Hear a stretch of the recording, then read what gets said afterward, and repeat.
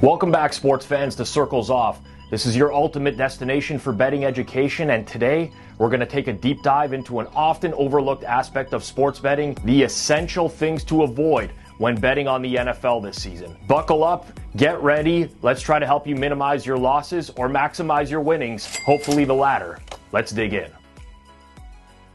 NFL betting is hard, plain and simple.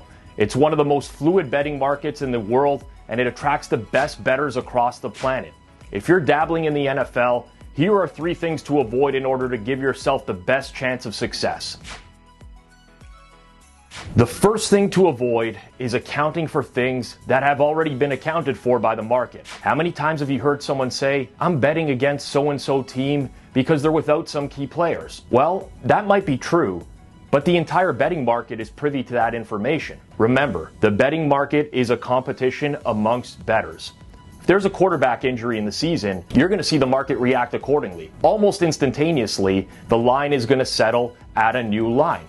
Waiting until Sunday morning to bet against the team because a starting quarterback is out is almost a surefire way of losing your money in the long run. For tip number 2, I'll guide you away from another common pitfall, stubbornness. Listen, nobody likes to be wrong. I hate it maybe more than any other person on the planet. But as bettors, we need to be able to reform our opinions as new data becomes available. I might be very high on a team entering the season, but there's a possibility that my assessment of that team could be wrong. As the season goes on, we all need to be able to adapt to have success. Repeat after me. It's okay to be wrong. Once again, it's okay to be wrong. As a famous president once said, "There's an old saying in Tennessee, I know it's in Texas, probably in Tennessee, that says, 'Fool me once, shame on you.' If fool me, we can't get fooled again." Remember, a team's value is relative. There might be a time where they're undervalued by the market, and the next week they could potentially be overvalued, or vice versa.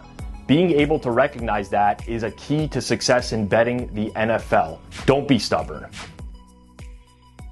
And for tip number 3, maybe one of the hardest things to do as a bettor, avoid emotionally driven bets. This isn't specific to the NFL, but due to the nature of the NFL schedule, this can be a struggle for even the most seasoned bettors out there. With the way that the schedule's set up over the course of a Sunday, it's very easy to chase losses over the course of the day. We have 3 distinct sets of games on a Sunday afternoon, and bettors might find themselves trying to press their luck after each slate is over, trying to win back the losses that they've accumulated over the course of the day. Put down your phone, put down your laptop, step away from the computer, resist the urge to make a bad bet just for the sake of trying to break even or turn a small profit on the day. Ask yourself, if this wasn't a bet that I was willing to make at any point over the course of the week, why am I going to make it right now?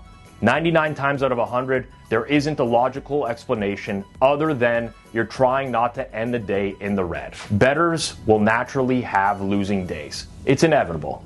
Take your losses and live to fight another day. These are just 3 of many things to avoid when betting on the NFL. But in my opinion, they're 3 of the most common pitfalls.